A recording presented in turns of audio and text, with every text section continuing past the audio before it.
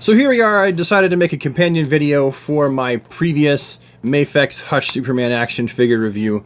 And the reason why I've decided to make this video is because I feel like I may have sounded like I was being a little bit too harsh on the figure in this review and not really pointing out the good things that I liked about it so much.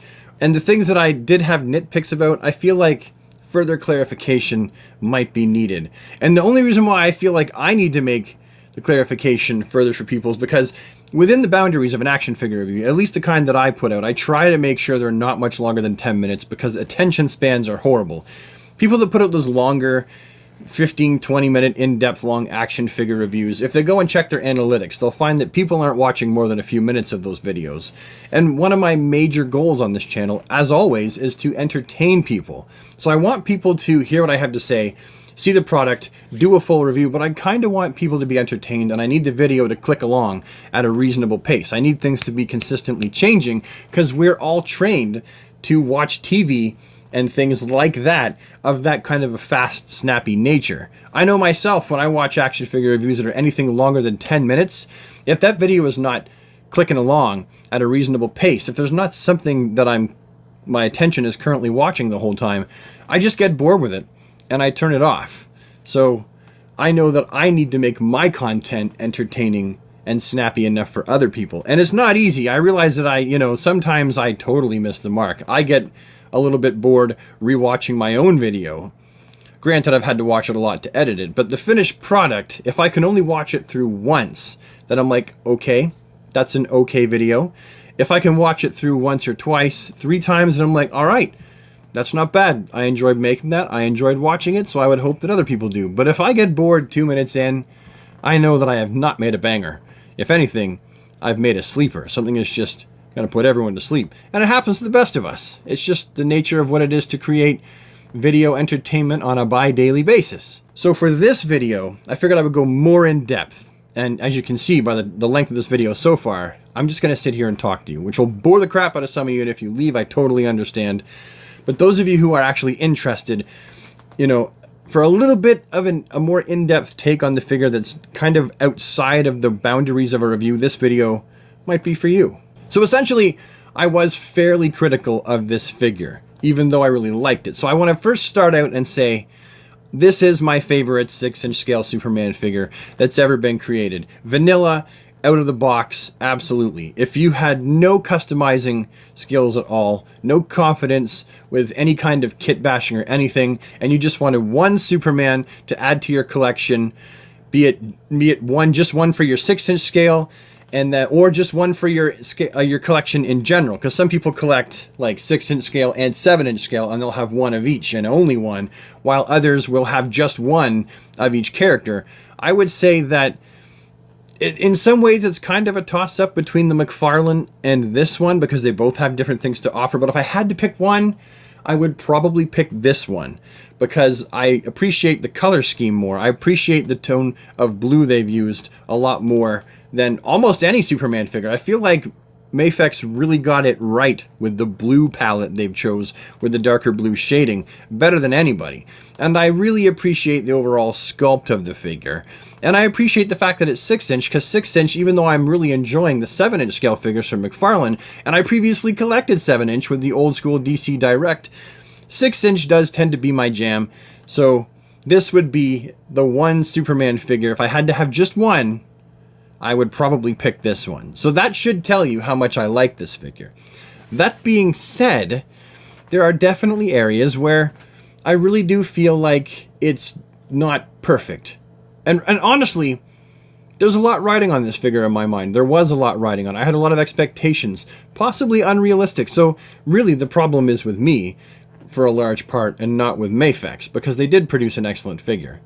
But things like the fact that the cape, and I said I gave them points for the fact that they did find a very creative way to do a cape tuck with this guy, having the pectoral piece of Superman's body as a separate piece that they attach the cape underneath it, and then they would glue the pectoral area onto Superman's torso.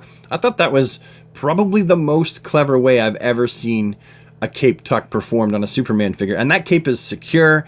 It is not coming off, where, we know that with the NECA Superman figure, the cape could come off a little bit. With other cloth goods wired cape Superman figures, you got to be just a little bit more careful with the cape. I don't feel like that one from Mafex on the Hush Superman is probably going to come off ever. You'd have to really try to reef it off to make that come off.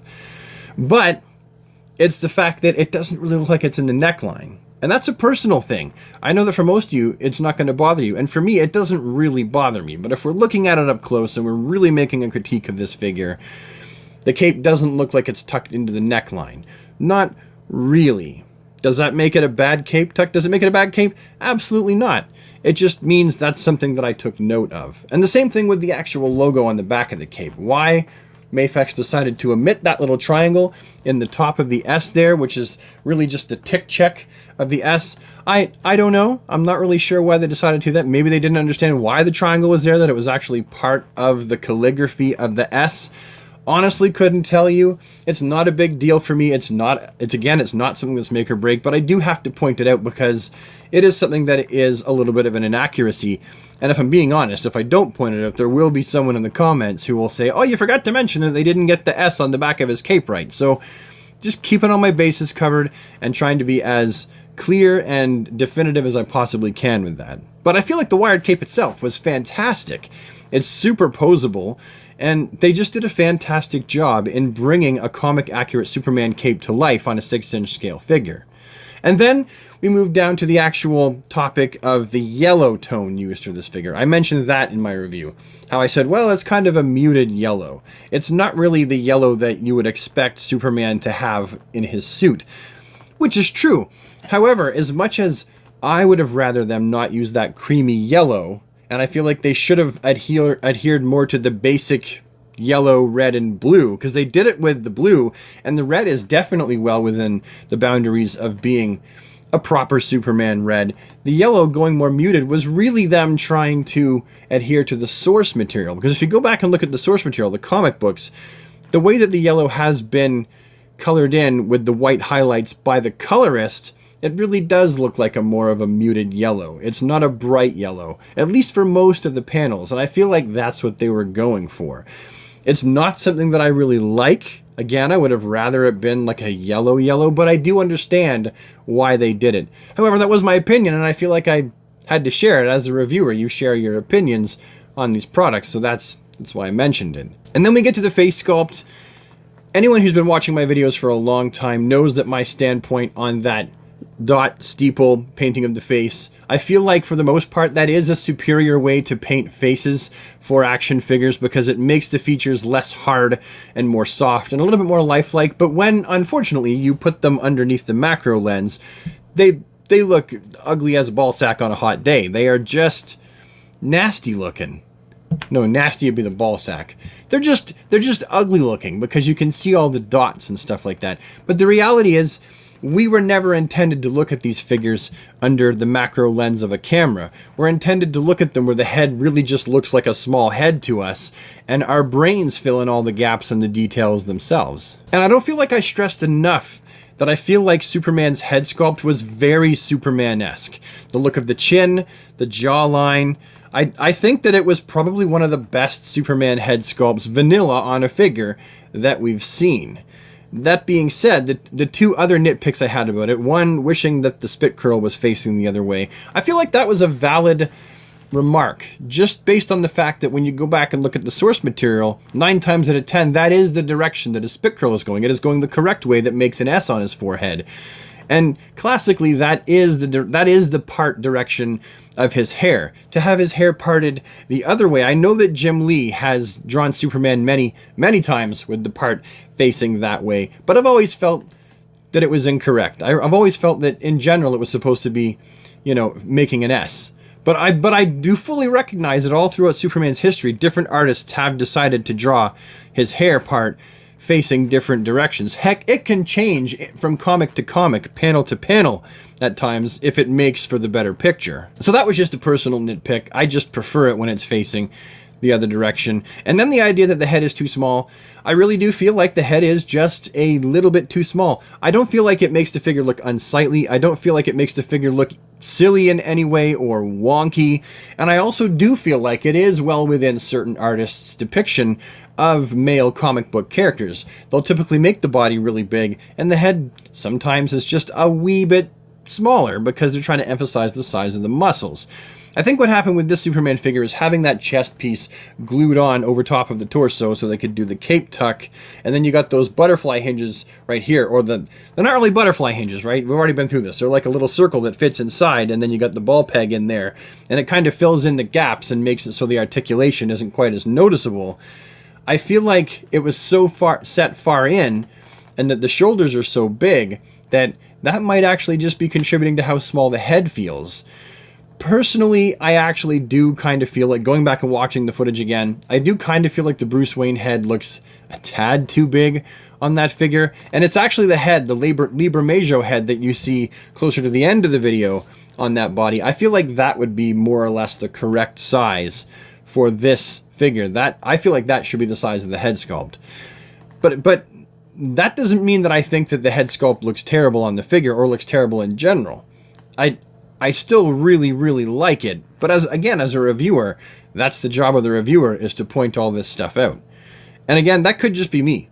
The head might be properly in scale, although I really don't think so. So overall, I do feel like if you as a consumer have been on the fence about whether or not you should pick this figure up, and it's expensive, it's an import, and imports aren't cheap, I definitely feel like you should order it if you're a Superman fan, if you're somebody who has been thinking, maybe I'll get it, but I'm not really sure. Don't let my review stop you from getting it.